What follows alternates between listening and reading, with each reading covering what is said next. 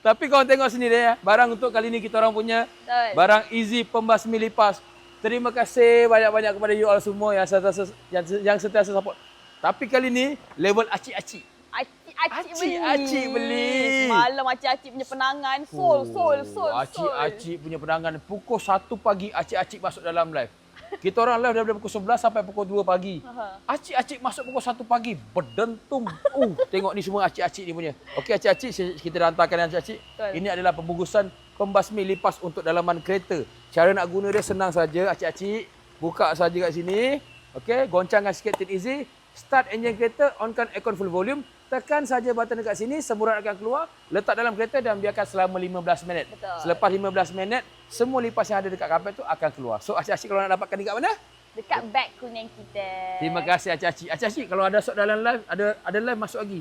Kita ada voucher best untuk acik-acik. Penting cakap apa? Alhamdulillah.